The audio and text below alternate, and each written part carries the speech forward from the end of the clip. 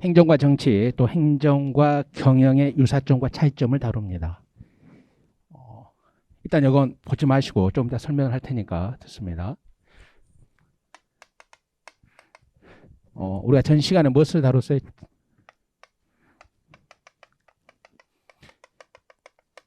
이걸 다 했던 시대가 이제 있었죠. 행정학이 이제 성립하는 거죠. 어떻게? 정치는 결정을 하고 행정은 판사 안 하셔도 됩니다. 집행 관리만 한단 말이에요. 이때 이제 최초 행정학이 성립된 거죠. 맞죠? 그러면 이 좀 볼게요. 그러면 정치와 행정이 같아요, 틀려요? 다르잖아요. 그래서 이걸 뭐라 그래? 정치 행정 이원론 이렇게 설명하는 거예요. 정치 행정 이원론. 그래서 잘 보셔야 돼. 론이 들어갔다는 것은 학이나 논이 들어갔다는 것은 이론이라는 거예요. 현실이라는 거예요. 이론이라는 거예요. 이론. 그러면 정치 행정 이원론은 뭘까? 정치와 행정은 다르잖아요. 다르죠? 그러면 이것만 연구하겠다는 거예요. 행정학은. 오케이? 다시 계속해서 봐. 그러면 이 시대 때 했죠? 그럼 이 시대 때 경영이 있었죠? 이걸 설명하기 위해서 좀 무리가 있어서 1교시 때 그걸 설명한 거예요. 그럼 이 당시 경영이 뭐예요? 그러니까 1887년대 경영학이 뭐만 연구하고 있었다? 집행관리만.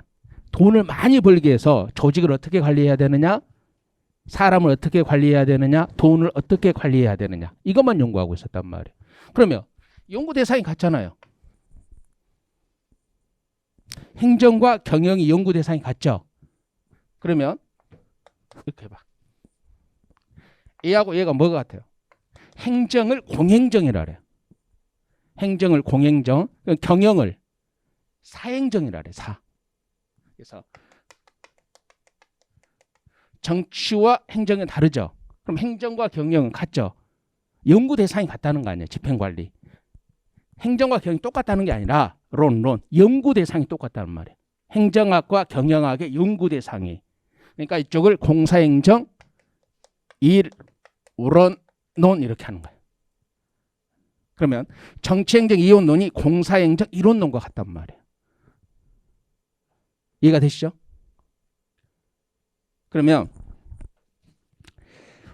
정치행정 이원론에 주장한 학자들이 있고 이론론을 주장한 학자들이 있잖아요.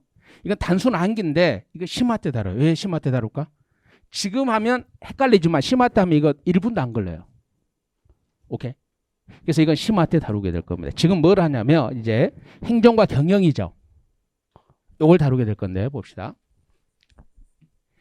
행정과 경영의 유사점과 차이점을 다룬단 말이에요. 오케이? 행정과 경영의 유사점과 차이점을 다뤄요.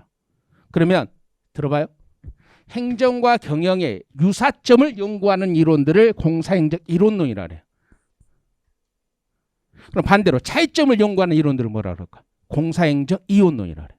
다시 얘는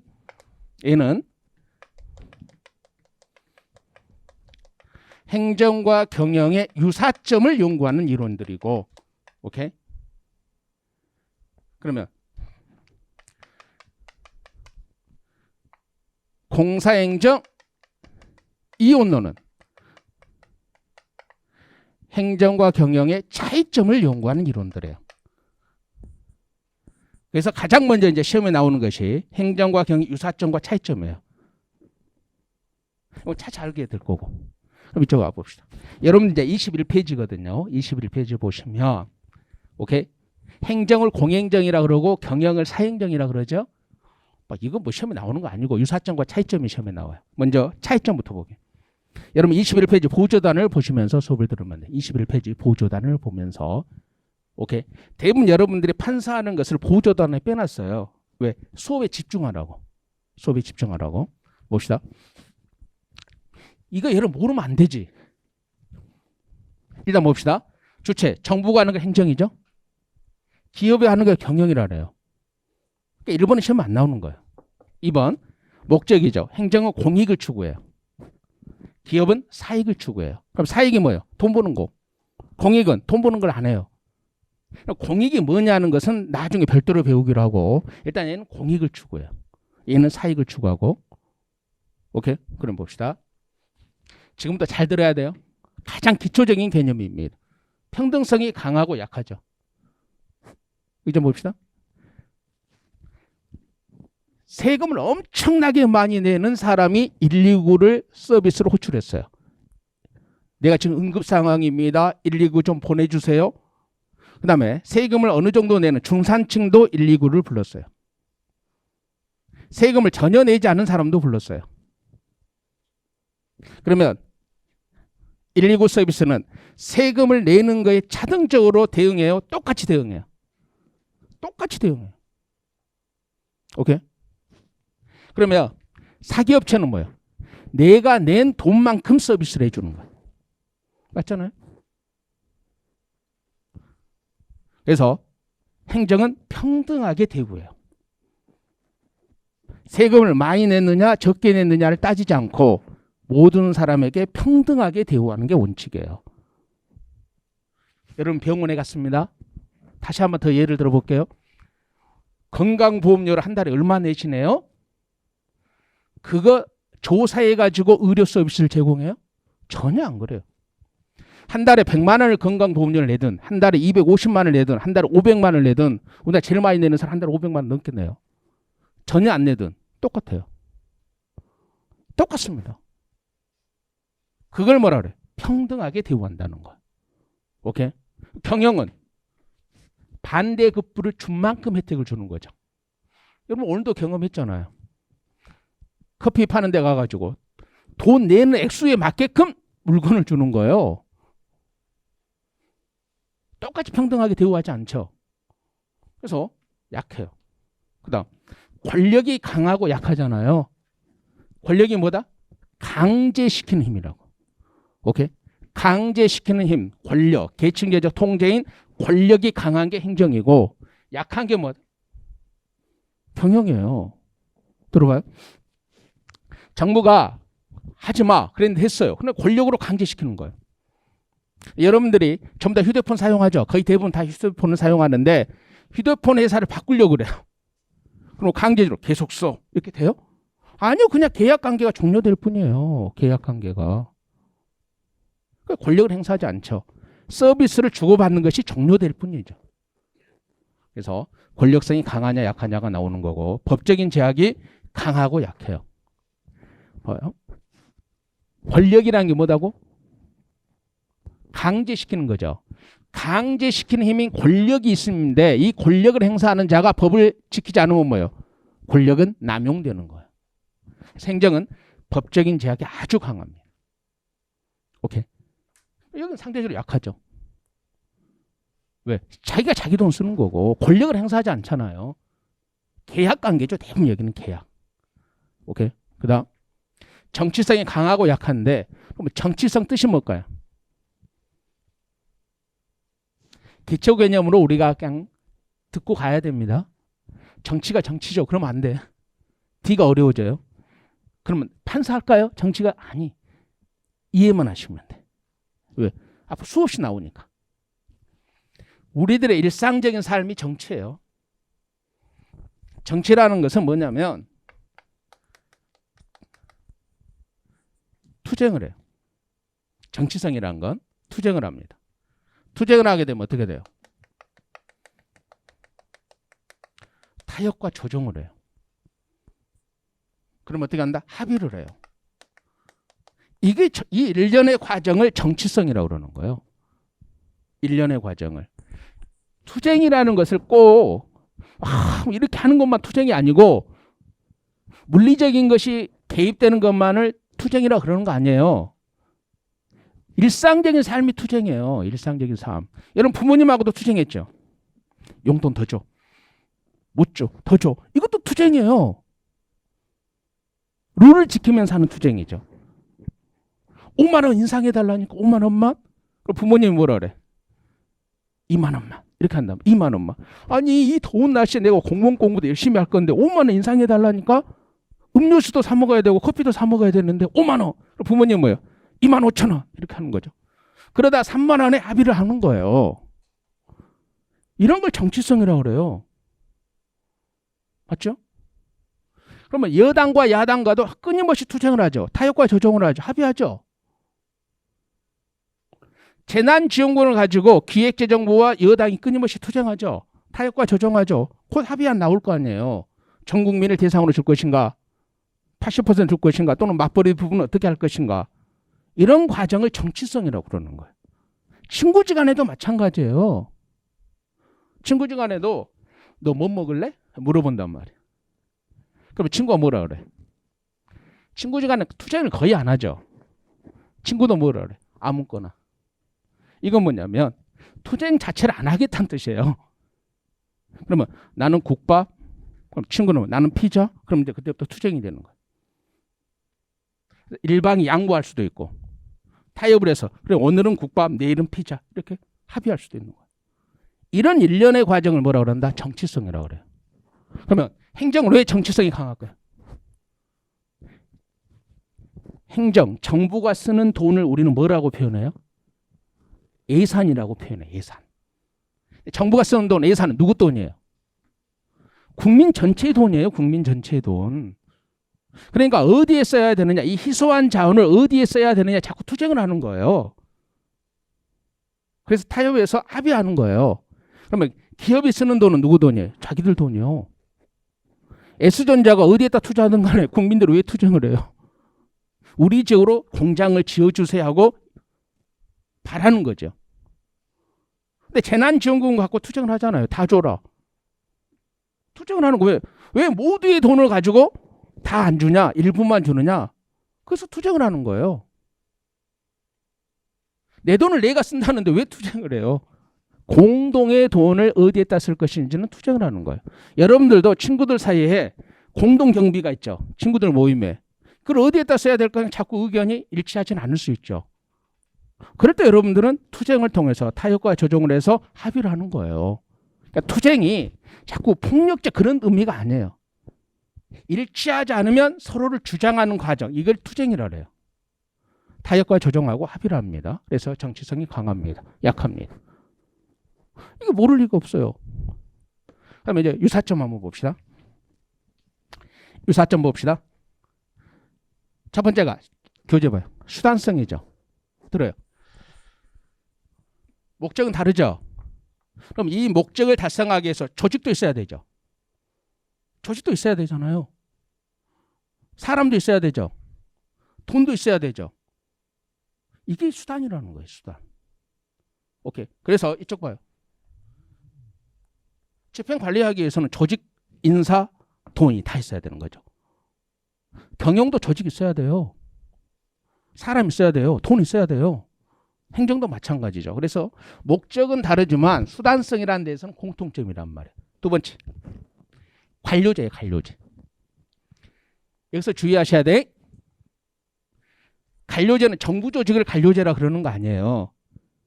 관료제를 가장 쉽게 설명하고 넘어가면 우리가 조직론에서 배우게 될 건데 시간 있으면 그래서 생기절 좀 들어보라는 거예요. 관료제를 설명하고 있거든요. 보시면 이 좀 봅시다. 국방의 기능은 국방부가 하죠. 환경보존의 기능은 환경부가 하죠. 애교에 관한 기능은 애교부가 하죠. 보건복지에 관한, 특히 보건 같은 보건복지부가 하잖아요. 지금. 그다음 안전에 관한 것은 행정안전부가 하잖아요. 오케이? 이런 걸 뭐라 그래요? 분업이라고 그러죠. 분업. 분업이죠? 이게 분업이에요. 그러면 명령하면 복종하죠. 이런 걸 뭐라 그래요? 계층제라고 그래요. 계층제에 의해서 명령하면 복종하는 거예요. 오케이. 분업도 있죠? 계층제 있죠? 그럼 봅시다. 사원이 있죠? 계장 있죠? 과장 있죠? 이제 행정부에서는 대부분 국장이라 그러는데 사기업체는 이제 부장 그렇게 하죠. 그럼 이제 행정부에서 뭐 한다? 차관 있죠? 장관 있죠? 국무총리 있죠? 대통령이 있단 말이에요. 오케이? 그럼 하나의 조직 안에서도 뭐예요? 장관이 이제 하죠. 장관 밑에 차관이 있고 차관 밑에 1급 있고 1급 위에 차관입니다. 직업 공무원제는 1급까지 차관부터는 정무직 공무원이 정치인으로 분류합니다. 쭉 돼 있잖아요. 그럼 사기업체도 이게 없어요. 있잖아요. 대리 있죠. 과장 있죠. 부장 또는 팀장 있죠. 이사 있죠. 사장님 있잖아요. 사기업체도 분업해요. 오케이. 계층제도 있죠. 분업도 있죠.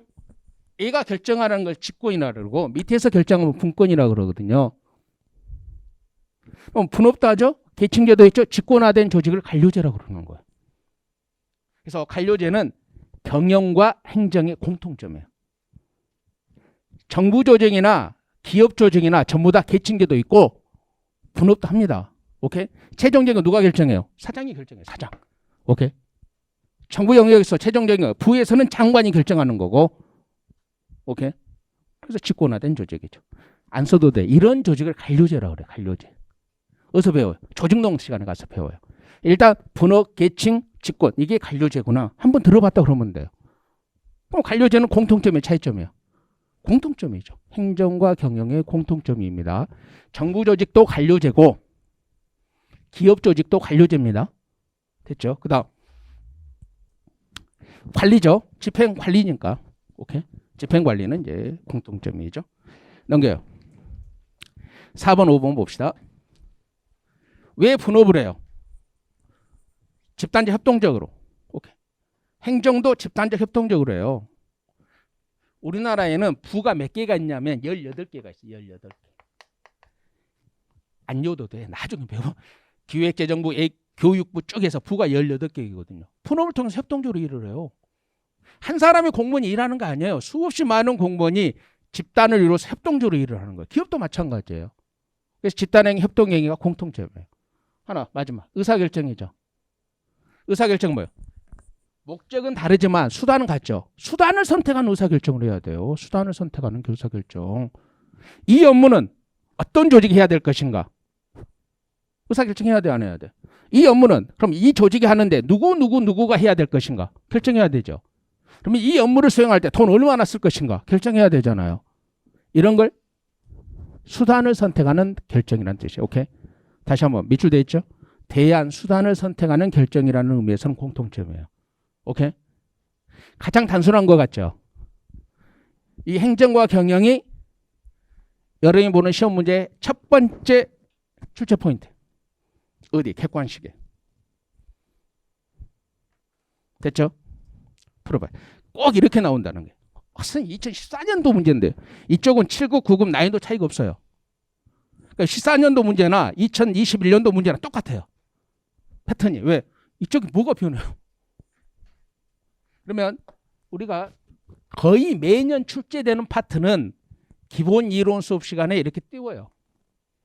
이걸 쓰려고 그러지도 말고 다 기출문제집에 있고 그 당시에 내가 이 정도는 풀 수 있겠다.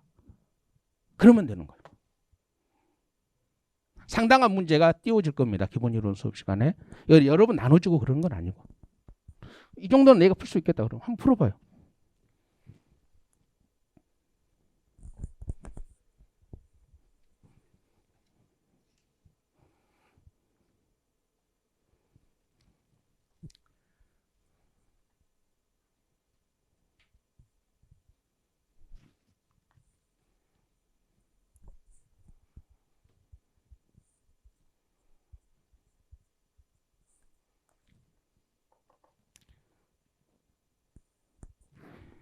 이래서 어렵거든요.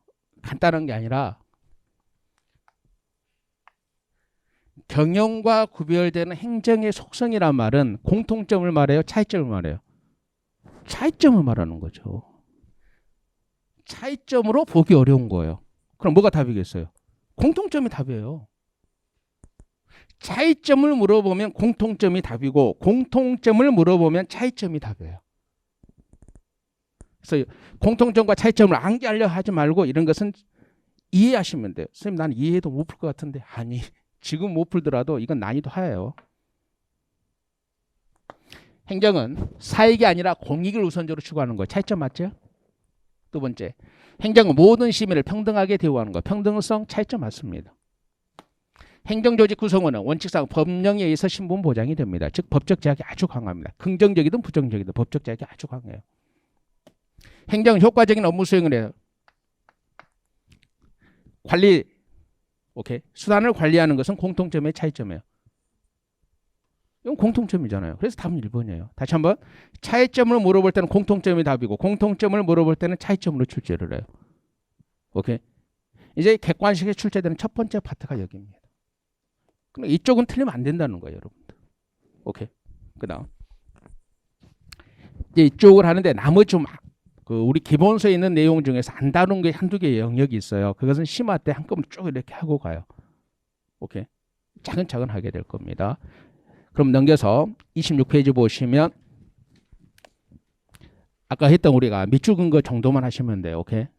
밑줄 친 거 정도만 여러분들이 보시면 되고, 오케이. 곧바로 이제 시장 실패로 넘어갑니다. 28페이지 시장 실패로 넘어갑니다.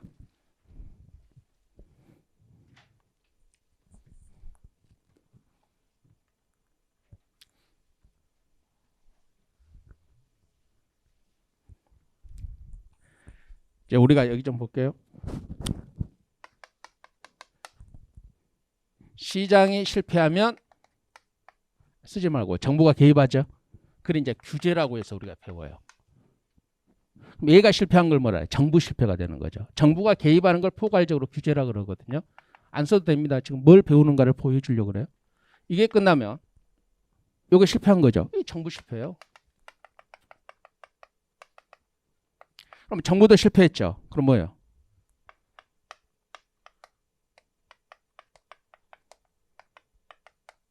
이렇게 되거든요.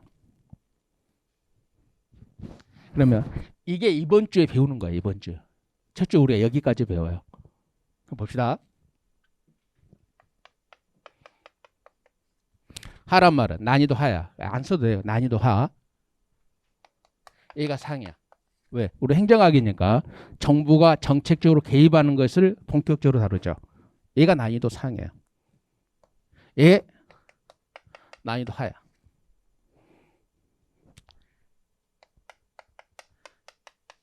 얘가 중이야, 중. 오케이. 이렇게 돼 있습니다. 됐죠? 그럼 이거 지금 설명해 주는 이유는 뭐냐면 엄청나게 어렵게 생각하거든. 왜 어려워요? 처음 다루니까 어려워요. 근데 이게 커리에 따라서 기본 끝나고 심화 끝나면 이거 진짜 난이도 하예요. 이 두 개가 끝나면 우리나라에서 어떻게 출제되는 것인가를 이렇게 띄워놓고 9급 문제, 7급 문제 전부 다 띄워놓고 이 패턴으로 출제된다고 내가 보여줄 거예요. 오케이. 방금 행정과 경영 봤던 것처럼. 그러니까 어려운 영역은 아닌데 처음에가 힘든단 말이에요. 왜 힘들다? 처음 다루니까. 처음 다루니까 힘들어요. 오케이. 그래서 부담감을 갖지 마시고 그냥 수업에 충실하는 방향으로 들어요. 수업에 충실한 방향으로 들으시면 됩니다. 오케이. 그러니까 여러분들이 지금 수업을 듣고 있는 거예요. 시험 공부는 아니죠. 수업을 들을 때 어렵죠. 뭐 쉬워요. 근데 시험 공부를 하다 보면 이쪽이 제일 쉬워요. 난이도 하라고 표현하는 겁니다. 자, 한번 차근차근 가봅시다. 시장 실패인데 여기 좀 보게요. 쓸 필요 없다 그랬습니다.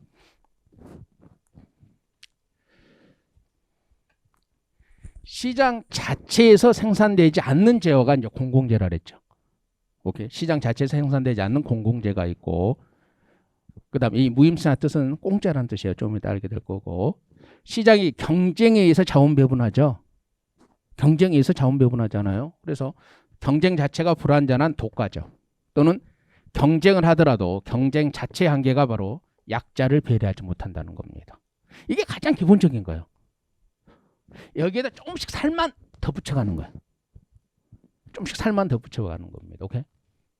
그러면 거기 이제 첫 번째 이 표가 있죠. 이제 이 표거든요.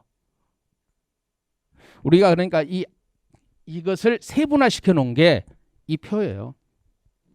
이 표. 그러면 이걸 이제 하나하나씩 우리가 해가는 거예요.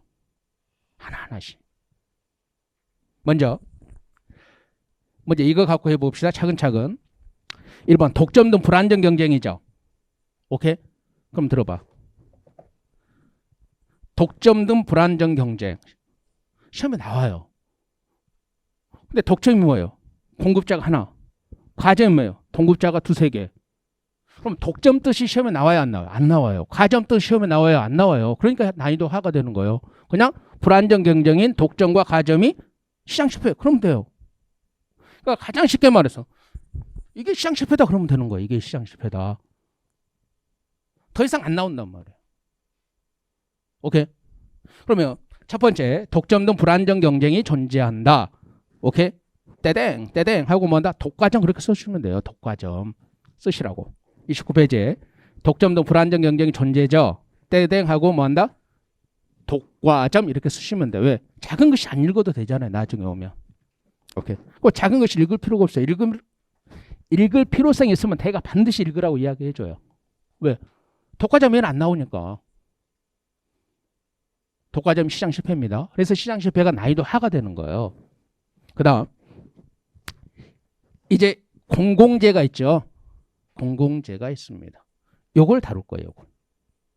요걸 다룰 건데 넘겨요. 한 페이지.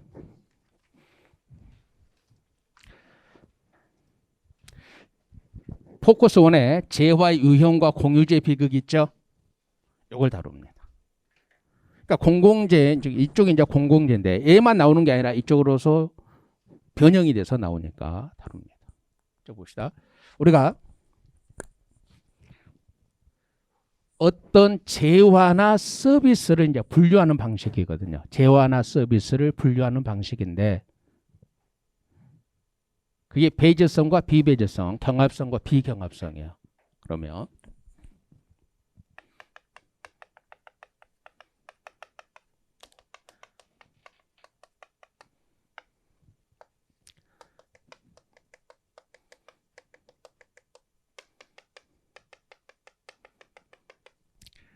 지금도 내가 설명을 할 거 아니에요. 이게 뜻이 뭐다는 거. 도저히 나는 선생님이 설명해도 이해를 못해요. 그러면 그 밑에 써놨어요. 경합성 밑에 있죠. 그 표 밑에. 그 읽으시면 되고 나 이해했어. 그럼 안 읽어도 돼요. 오케이. 봅시다. 비배제성이라는 것은 배제가 안 된다는 거예요. 배제가 안 된다는 것은 뭔 말이에요? 대가를 지불하지 않더라도 배제가 안 된다는 거예요. 그 말은 뭐예요? 공짜란 말이에요. 공짜. 공짜가 되면 시장에서 생산이 돼야 한대요.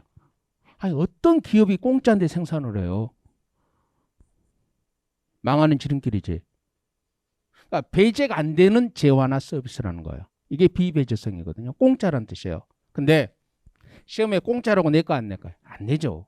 과거 시험인데 뭐 공짜라는 이런 용어는 안 써요. 공짜의 학문상의 용어가 뭐예요? 공짜의 학문상의 용어가 무임승차예요.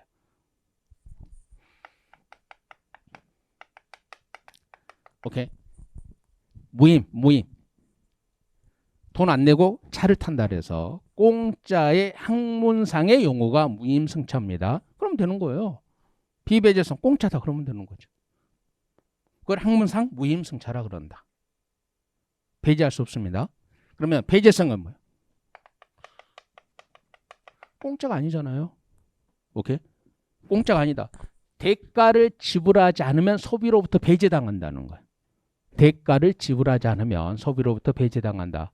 가장 쉽게 뭐다? 공짜가 아니다. 오케이? 공짜가 아니다는 거죠. 그 다음에 비경합성과 경합성입니다. 들어봐요. 지금 여러분들이 이 강의실에서 산소를 소비하고 있죠. 그러면 산소를 소비하는데 지금 여러분들이 불편이 있어요, 없어요? 없죠. 왜 불편이 없을까? 산소가 비경합이에요. 경합하는 제어가 아니에요. 누구든지 필요한 만큼 쓸 수 있다는 거예요. 오케이? 그럼 경합한단 말은 희소하기 때문에 경합을 한다는 거거든요. 들어봐요. 여러분들은 지금 공무원이 되기 위해서 비경합 상태예요, 경합 상태예요? 경합 상태잖아요. 그것도 치열하게. 예컨대 공무원을 5,000명 뽑는데 실제 응시하는 사람은 20만 명이거든요. 대략적으로 한 5,000에서 6,000명 뽑아요. 물론 더 뽑아요. 올해 군무원이 한 5천 명 약간 넘게 뽑았고, 그 다음에 이제 행정직도 약간 5천 명 정도 뽑았으니까 1만 명 되죠. 1만 명 정도 되는데, 1만 명 정도인데 원서 내는 사람 20만 명 정도 되거든요. 그러니까 뭐 치열하게 경합하고 있는 거예요. 그럼 예를 들어서 1만 명을 뽑는데 원서 내는 사람이 뭐 2천 명도 안 돼. 그럼 비경합이죠. 비경합이라는 말은 더 쉽게 말하면 경쟁을 하지 않는다는 거예요. 경합한다는 말이 경쟁한다는 뜻이죠. 오케이? 자, 봅시다. 비배제성이죠. 공짜죠. 공짜인데 경합도 안 해요. 그런 걸 우리는 공공재 또는 집합제라 그래요. 공공재하고 집합제가 동의어입니다. 깊게 들어가면 안 돼. 끊어야 돼.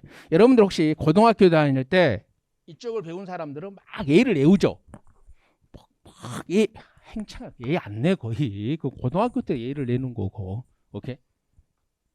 그냥 이런 제한을 공공재라 그러고 시장에서 안 되니까 정부가 직접 공급한다 이렇게 내는 거지. 혹시라도 고등학교 때 이거 배운 사람들 꽤 있을 거예요. 경제 파트에서. 근데 사탐에서 경제에서. 근데 그때 막 예를 외우거든요. 행정에서 예 거의 안 내요. 예를 내는 거 아니에요, 행정학은. 고등학교 아니잖아요. 그래서 이건 이제 공공재 집합제인데 국방, 치안, 애교, 등대 같은 거예요. 이제 핵심적인 게 이거죠. 오케이. 들어봐요. 국방, 치안이죠. 근데 왜 얘가 공짜일까? 이해만 하면 돼. 그냥 이게 무임승차다 그러면 외우면 되는데 그래도 이해는 해봐야 될 거 아니에요. 왜 여기가 공짜일까? 집합제라고 그래요. 공공재를 집합제. 집합제 뜻이 뭐냐면 개별적으로 분리가 안 돼. 그러니까 국방 서비스라는 건 5천만 국민이 다 사용하든가 다 사용하지 못하든가 둘 중에 하나야. 전체가 다 사용하든가 아니면 전체가 다 사용하지 못하든가 둘 중에 하나야. 치안 서비스도 마찬가지예요. 그러니까 누구누구는 국방 서비스나 치안 서비스를 사용하고 누구누구는 사용하지 못하고 아니라니까. 전체가 다 사용하든가 전체가 다 사용하지 못하든가 둘 중에 하나야. 그러니까 전무냐 전체가 다 있느냐 둘 중에 하나야. 근데 이것들이 전무가 되면 어떻게 돼요? 국가가 없어져요. 맞잖아요. 전체가 다 사용하느냐 전체가 다 사용하지 못하느냐 둘 중에 하나단 말이에요. 그러면 둘 중 하나인데 전체가 다 사용하지 못하면 뭐예요? 대한민국이란 정부가 없어지는 거예요. 국가가. 그러니까 선택의 여지가 없는 거예요. 전부가 다 사용해야 돼요. 그러니까 누구는 사서 쓸 수 있다 없다? 없어요. 이해가 돼요? 전체가 다 사용하느냐 아니면 전체가 다 사용하지 못하느냐 둘 중 하나단 말이에요. 그러니까 선택의 여지가 없는 거예요. 무조건 전체가 다 사용해야 돼요. 국가가 존립하기 위해서는. 이해가 되시죠? 그럼 어떻게 돼요? 개별적으로 거래가 안 된다는 말이에요. 전체가 다 사용해야 되니까 개별적으로 거래가 안 되죠. 그러면 시장에서 개별적으로 거래가 되지 않는 것을 어떻게 기업이 생산을 해요? 맞잖아요. 기업이 처음부터 생산 안 하는 거예요. 그러니까 19세기부터 이것은 정부가 직접 했단 말이에요. 시장한테 맡길 수가 없는 거죠. 그래서 정부가 직접 공급하는 방법밖에 없어요. 그래서 국방과 치안은 정부가 직접 공급해요. 왜? 개별적으로 분리해서 시장에서 팔 수가 없기 때문에. 전체가 다 사용하느냐 아니면 전체가 다 사용하지 못하냐 둘 중 하나밖에 안 되기 때문에 선택의 여지가 없잖아요. 전체가 다 사용해야지. 그래서 애초부터 시장에서 거래가 안 되는 거예요. 오케이. 그래서 공급은 정부가 직접 합니다. 그럼 비용은? 누가 구매를 않잖아요. 그러니까 비용은 강제징수. 그래서 세금이라는 게 있는 거예요. 정부가 세금으로 강제징수하는 것으로 직접 공급합니다. 그럼 여기서 시험에 나온 거 딱 하나요. 공공재 집합제는 뭐 한다? 정부가 직접 공급한다. 오케이. 끝이잖아요. 오케이. 직접 공급한다. 그럼 여기 얘가 좀 어렵게 나와요. 얘가 좀 어렵게 나오는데 봅시다. 공유제라는 거잖아요. 공짜죠. 근데 경합을 해요. 그럼 여기에 인간의 본성이 나타나요. 인간의 본성이. 잘 생각하고 머릿속으로 답을 해봐요. 여러분 가정집에 화장실에 화장지가 빨리 떨어질까? 우리 학원에 화장실에 화장지가 빨리 떨어질까? 학원이 훨씬 먼저 빨리 떨어져요. 우리 여사님들이 이게 자꾸 확인해서 체크해서 교환해 주지 않으면 이거 오전 2시간이면 끝나볼걸요? 왜 그럴까? 공짜인데 뭐 한다. 경합하니까. 경합한다는 말은 경쟁한다는 거 아니에요. 내가 다 사용하면 다른 사람이 사용할 것이 줄어드는 거예요. 반대로 다른 사람이 사용해버리면 내가 사용할 것이 줄어드는 거죠. 이런 게 이제 공유제야. 이 공유제는 왜 시장에서 실패를 하느냐? 공유제 비극이 발생. 비극이란 말은 남아나는 게 하나도 없어. 황폐해진단 말이야. 황폐. 봅시다. 내가 하나만 좀 예를 들어볼게요. 그냥 요것만 외우면 돼요. 근데 예를 한번 보자는 거죠. 여기가 목초지야, 목초지. 목초지가 뭔지 알죠? 소들이 풀을 뜯어먹는 목초지야. 근데 여기에 10가구가 살아요. 이 동네. 이 10가구가 소 한 마리씩을 키워요. 그럼 총 몇 마리예요? 10마리죠. 그러면 이 목초지는 소 10마리가 뜯어먹고 사는데 적정해요. 아주 적정하단 말이에요. 근데 이 10가구 중에서 갑돌이가 욕심을 내기 시작하는 거예요. 어차피 이거 공짜인데 나는 2마리 키우겠다는 거야. 2마리. 2마리. 그래서 갑돌이는 2마리를 키우는 거야. 그러면 총 몇 마리가 되는 거야? 11마리가 되는 거죠. 그때 을돌이가 보기에 우리는 1마리 키워서 이것으로 생계를 유지하고 있는데 쟤는 2마리를 키우니까 소득이 곱하기 2가 되는 거잖아. 맞죠? 그러니까 어떻게 되는 거야? 뭐 나도 2마리. 다 2마리를 해버린 거야. 여기가 몇 마리가 되는 거야? 20마리가 되는 거잖아. 각자 자신들의 이익을 위해서 1마리씩 더 키우는 거 아니에요. 이 목초지는 10마리밖에 충당이 안 돼. 근데 20마리가 풀을 뜯어먹기 시작하니까 뭐예요? 풀이 남아나요? 안 남아나요? 풀이 전혀 없어져 버린 거예요. 그러면 이 10가구는 앞으로 소를 1마리도 키울 수 있어요? 없어요? 전혀 못 키우는 거예요. 이걸 뭐라래? 공유지가 비극이 발생했다는 거예요. 각자의 사익 추구 행위가 자신의 이익을 위해서 1마리씩 더 키우잖아요. 근데 전체가 소를 1마리도 못 키우게 된단 말이에요. 오케이? 전체 이게 공익이라 그랬을 때. 이게 이제 공유지 비극이 발생하는 거예요. 오케이? 그럼 봅시다. 시험에 어떻게 나오느냐? 가장 쉽게 비배제성과 경합성 있는 재화를 뭐라고 그러냐? 공유제. 오케이? 그러면 이제 이건 고등학교죠. 요거 이제 행정학이죠. 행정학. 요게 행정학. 그럼 정부는 개입해야 될 거 아니야. 행정학이니까 정부의 개입에 포커스를 둬야 돼. 항상. 우리 경영학 아니잖아요. 정부 어떻게 개입하는? 여긴 직접 공급하는 것으로 개입했죠. 그럼 여기는 어떻게 개입하겠느냐는 거예요. 이런 문제를 해결하기 위해서. 가장 먼저 공짜를 아니게 만들어줘야 될 거 아니야. 맞잖아요. 그래서 첫 번째가 사유재산권을 인정해 주는 거예요. 오케이. 이게 뭐냐면 봐봐. 혹시 여러분들 농어촌, 어촌이나 그런 데 친척집 있거나 사는 사람들 알아요. 바다가 있잖아요. 바다. 바다 누구 거예요? 대한민국 전체 거잖아요. 근데 여기는 갑돌이 아버지가 양식장을 해서 사유재산권처럼 써요. 여기는 을돌이 아버지가 미역양식을 해요. 다른 사람은 못 해요. 이 사람만 해요. 왜 그럴까? 정부가 사유재산권을 인정해 준 거예요. 이쪽은 당신이 향후 몇 년간 사유재산권 인정해 줄 테니까 당신이 뭐 한다? 오염물질도 제거해 가면서 양식업을 해라 이거예요. 그러니까 바다 소비를 해야 안 해요? 안 해요. 다 잡아내지는 않는 거죠. 키워서 잡아내고 보호하는 거죠. 왜? 향후 몇십 년간 내 거니까. 그래서 공유지의 비극을 막기 위해서 첫 번째 사유재산권 요거 아니게끔 만들어주는 거잖아요. 오케이? 그래서 공짜가 아니게끔 하는 걸 뭐예요? 사유재산권을 인정해 준다는 거예요. 두 번째 봅시다. 그러면 경합이라는 거죠. 두 개가 결합하니까 뭐 한다? 많이 사용하는 거죠. 사용량을 제한하는 규제를 하는 거예요. 사용량을 제한하는 규제를 합니다.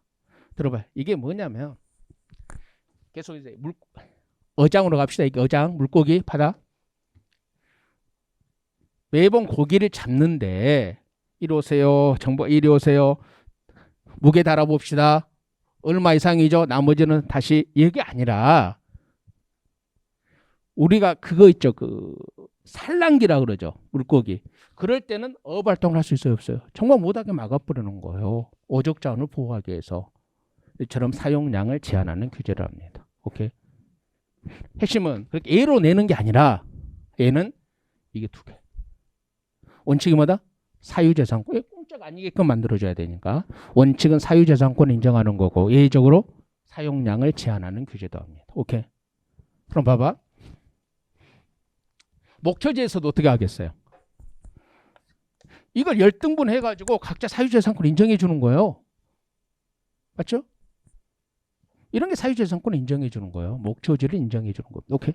그러면 이게 내가 두 마리 넣어버리면 두 마리 다 뜯어먹을 게 없는데 한 마리만 키우게 되는 거죠. 맞죠? 그래서 다시 한번 행정학이니까 반드시 정부 개입이 핵심이야. 띵을 공유제. 공짜가 아니게끔 만들어주는 거죠. 사유재산권 인정해준다. 두 번째, 사용량 자체를 규제하는 겁니다. 오케이. 이 두 가지 방식으로 대응합니다. 오케이. 문제를 쉽게 냈을 때는 띵이 뭐냐 이렇게 내요. 어렵게 냈을 때 이게 나온다고. 어렵게 냈을 때. 그러니까 시장실패 자체가 어렵게 나오는 영역은 아니에요. 근데 태어나서 처음으로 공유제 비극이란 말을 들어본 수험생도 굉장히 많아요. 왜 그럴까? 고등학교 때 이쪽 영역을 전혀 안 배우는 수험생들이 엄청 많아요. 그러니까 사탐 자체를 안 하고 과탐을 하는 수험생도 굉장히 많고 사탐에서도 정치, 법, 사회문화, 경제 이쪽을 안 다루는 사람들 꽤 있거든. 오케이. 그래서 차근차근 여러분 좀 가면 됩니다. 이쪽. 배제성 공짜가 아니라는 거죠. 공짜가 아니죠. 그럼 비경합성입니다. 오케이. 그럼 봅시다. 요거요. 상하수도가 뭔지 알죠? 상수도는 수돗물, 하수처리, 전기. 오케이. 근데 이쪽에서는 왜 시장에서 자꾸 한계가 발생할까? 전기요금 안 내면 뭐 단전 조치하잖아요. 수도요금 안 내면 단수 조치하잖아요. 폐쇄성인데 이쪽이 자연 독점이 발생해. 들어 그냥 들어 가볍게. 독점은 독점인데 독점이 자연스럽게 가는 거야. 막 경제학에서는 뭐 평균 비용이 막 어렵게 설명해요. 행정 그거 아니야. 단어 그대로만 해석하면 돼.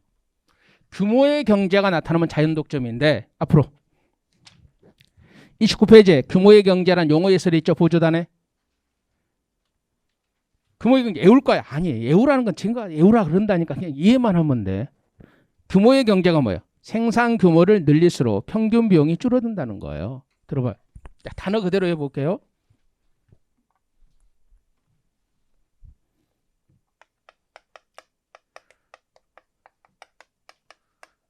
규모가 커지면 커질수록 이 말은 뭔 말이에요? 대량 생산으로 갈수록 규모가 커지면 커질수록 대량 생산으로 갈수록 오케이? 경제적이다는 말은 뭐예요? 비용이 적게 든다는 말이에요. 경제적이라는 말 뜻이 뭐다? 비용이 적게 든다는 뜻이거든요. 그러면 대량 생산할수록 비용이 적게 들어요. 오케이? 대량 생산할수록 비용이 적게 든다고. 그러면 후발주자가 들어올 수 있어요, 없어요? 먼저 대량 생산 체제를 구축한 데는 비용을 싸게 갖고 팔 수 있잖아요. 후발주자는 그 대량 생산을 동시에 가지고 들어올 수 있어요, 없어요? 없잖아요. 그러니까 애초에 안 들어오는 거예요. 어렵게 생각하지 말고 규모의 경제가 나타나면 자연 독점으로 가는 거예요. 오케이? 규모의 경제가 나타나면 자연 독점으로 가는 겁니다. 선생님 나 규모의 경제 자연 독점 열심히 해보렵니다. 그건 7급에서 경제학 선택하는 사람들이 경제학에서 하라고. 행정학에서는 규모의 경제가 나타나면 자연 독점이 나타난다. 이거 외에는 이것도 잘 안 나타나요. 시험 나오는 게 아니라 그래서 이쪽이 정부가 개입한다. 그 농구로만 쓰는 거지. 경제학에서 배울 거 우리가 행정에서 배울 필요 없잖아요. 경제를 하시는 분들은 경제학에서 따로 배우면 되니까. 그래서 규모의 경제가 나타난다는 말은 대량 생산으로 갈수록 비용이 적게 들기 때문에 먼저 대량 생산을 구축한 데가 독점이 갈 수밖에 없는 거예요. 왜? 후발주자가 못 들어오니까. 한번 해볼까? 이게 가장 대표적인 게 전기거든요. 근데 비경합적이잖아요. 봐봐. 여러분 가정에서 전기요금만 제때 내면 전기를 사용하는데 제한이 있어요? 없어요? 비경합적으로 사용하잖아요. 여러분들 집에서 날씨가 너무 더워. 그래서 에어컨 한 대 더 설치해. 근데 정부로부터 또는 한국전력공사로부터 허가를 받아야 돼요?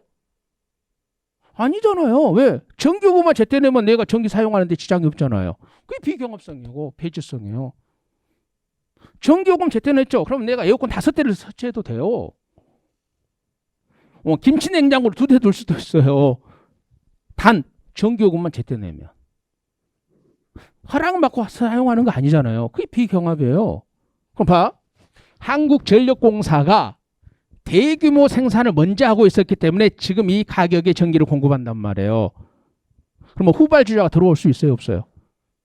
한전이 생산하는 전기가 경합적이면 에어컨 한 대는 한전 가격으로 쓰고 두 번째 에어컨 가격은 좀 비싸더라도 다른 회사 걸 쓸 수 있겠죠. 그게 아니잖아요. 돈만 제 날짜 주면 모든 전기를 쓸 수 있으니까 후발주자가 애초에 못 들어오는 거예요. 그래서 이걸 자연 독점으로 간다는 거예요. 그럼 여기도 정부 개입 중심으로 보는 거야. 봅시다. N은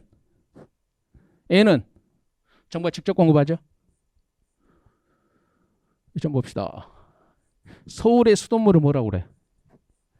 아리수라 그러죠. 그 누가 공급해요? 서울시라는 지방정부가 공급하잖아요. 수돗물은 지방정부가 직접 공급해요. 중앙정부가 아니고. 왜? 지방정부도 정부잖아요. 직접 공급. 전기는 한국전력공사라는 공기업이 공급하죠. 맞죠? 그 다음 독점이니까 가격 규제해야 돼 안 해야 돼? 독점이니까 정부가 가격 규제를 하는 거예요. 오케이? 한국전력공사가 전기요금을 독자적으로 결정 못해요. 정부의 통제를 받는 거지. 그 다음 민간이 참여해요. 뭐 특히 고속도로 같은데. 민자도로라고 많이 들어보셨죠? 민자도로. 민간 자본이 도로를 만들기도 합니다. 오케이. 이게 다예요. 오케이. 그러면 이쪽에서 가장 어렵게 나왔을 때 시험 문제가 뭐냐면 요금제는 민간 기업의 참여가 이루어지고 있지 않다. 요게 틀린 거예요. 민간 기업이 참여가 왕성하죠. 민자도로. 고속도로 같은 거. 오케이. 민자도로가 많이 참여하고 있습니다. 이 정도면 보시면 됩니다. 오케이. 그다음 여기 민간제죠. 이제 안 다뤄요. 여기는 다루진 않습니다. 민간제를 행정하게 다룰 리가 없죠. 근데 가치제 있잖아요. 보조단 봅니다. 가치제 있죠. 오케이. 그 보조단을 보면서 당신은 근데 왜 여기다 써놨어? 아, 나는 설명을 용이하게 해서 여기다 넣어놓은 거고. 이런 봐. 일단 봅시다. 가치제는 민간제야. 가치제 민간제입니다. 그 특징에서 1번 민간제잖아요. 가치제를 공공제라 그러는 순간 떨어지는 겁니다. 여러분 시험에. 가치제는 민간제입니다. 근데 우리 눈에는 공공제처럼 느껴져요. 왜 그러냐면 개념 한번 볼까요? 가치제라는 것은 최소한 일정 수준 이상을 소비하는 것이 바람직한 재화나 서비스예요. 그러니까 정부가 일정한 수준 이상을 소비시키기 위해서 개입을 한단 말이에요. 뭐라고? 정부가 일정 수준 이상을 소비시키기 위해서 개입을 하는 거야. 좀 이해를 돕기 위해서 판선하지 말고 얘기해 봅니다. 그럼 가치제하고 반대되는 게 뭐예요? 비가치제일 거 아니야. 아, 얘는 시험에 안 나와. 얘가 시험에 나오는 건데 이걸 이해하기 위해서 비가치제는 뭐예요? 정부가 소비를 억제시키는 게 비가치제야. 소비를 진작하고자 하는 게 가치제고. 그럼 여기 봐. 이게 이제 민간재가 있는데 민간재 중에 일부는 가치재고 일부는 비가치재예요. 그릴 필요 없고 나머지는 중립재예요. 중립재. 정부가 개입하지 않는 민간재. 두 개는 정부가 개입을 해. 민간재 중에서. 얘는 소비를 진작시키기 위해서 개입하는 거고 얘는 소비를 억제시키기 위해서 개입하는 거야. 그럼 비가치재 가장 대표적인 게 뭐예요? 술, 담배, 마약이에요. 마약. 이런 건 정부가 소비를 억제시키기 위해서 개입하죠. 청소년은 구매 자체가 안 돼. 얘는 소지하는 순간 형사처벌을 받아요. 왜? 소비를 억제시키기 위해서. 이것과 반대가 가치재라니까. 이것과 반대가. 민간재 중에서 비가치재가 있고 가치재가 있고 정부가 전혀 개입하지 않은 민간재도 있죠. 아, 정부가 휴대폰을 사든 마든 여러분 선택에 맡기는 거지. 정부가 개입하지 않잖아요. 근데 얘는 정부가 개입해서 소비를 억제시키는 거고 얘는 정부가 개입해서 소비를 증대시키고자 하는 거예요. 그러면 가치재 가장 대표적인 게 뭐냐? 외우셔야 돼. 의료 서비스, 교육 서비스, 문화 서비스입니다. 오케이? 이게 가치재입니다. 여러분 왜 착각을 자꾸 하냐면 이게 공공재지 무슨 민간재입니까 그러거든. 민간재예요. 의료 서비스가 공짜로 공급되나요 여러분에게? 의사들이 무료로 진료를 하나요? 의사들 돈 다 받아요. 단지 돈을 받는 게 이원화돼 있죠. 환자에게 직접 받는 것도 있고 전체 국민이 부담한 국민건강보험공단의 재정에서 받는 것도 있어요. 오케이? 다 받는 거예요. 근데 왜 정부가 이런 정책을 써요? 국민건강보험 정책을 써요. 의료 서비스를 많이 하란 말이에요. 돈이 있든 없든 간에 최소한의 비용만 지불하고 전부 다 의료 서비스는 국민들이 좀 자유롭게 받았으면 하는 거죠. 그래서 국민건강보험 정책으로 개입되어 있는 거예요. 여러분 보통 병원에 가면 큰 병이 아니면 일상적인 병은 뭐예요? 병원에서 3, 4천 원, 약국에서 3, 4천 원이잖아요. 여러분 내는 돈이 그거지 공단에서는 엄청나게 돈 주는 거죠. 오케이? 정부가 국민건강보험 정책으로 개입되어 있는 거지 공공재 아니에요. 그다음 교육 서비스도 마찬가지. 맞죠? 그러면 우리나라가 이게 또 순차적으로 정부가 확대하고 있는 거죠. 지금은 거의 대부분이 고등학교까지가 무상교육이죠. 고등학교까지가 무상교육입니다. 대학은 국가 장학금 정책으로 개입되어 있는 거죠. 오케이? 왜? 민간재인데 정부가 소비를 증대시키기 위해서 오케이. 대학은 국가 장학금 정책으로 개입되어 있는 거고 초중고는 뭐예요? 의무교육 정책으로 개입되어 있는 겁니다. 오케이? 문화 서비스도 마찬가지죠. 오케이. 그러니까 이 문화 서비스에 대해서는 소득공제도 더 많이 해주고 막 그러죠. 많이 쓰라고 하는 겁니다. 됐죠? 민간재입니다. 온정적 간섭주의에서 소비자 주권이 침해됩니다. 들어요? 온정적 간섭주의에서 소비자 주권이 침해되는 게 뭐냐? 그럼 가치재라고 답을 하셔야 된단 말이에요. 들어요? 여기 좀 봅시다.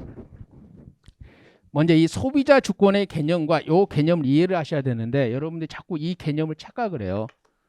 소비자 주권은 도덕적이고 규범적인 개념이 아닙니다. 그럼 뭐가 소비자 주권이야? 소비자가 자신이 선호하는 것을 선택하는 게 소비자 주권이야. 봐봐. 고등학생이 수업 시간에 이렇게 예를 들어도 되나 모르겠다. 좀 빨리 이해를 하기 위해서 고등학생이 담배와 밥이 있어. 근데 본인이 담배를 더 선호해.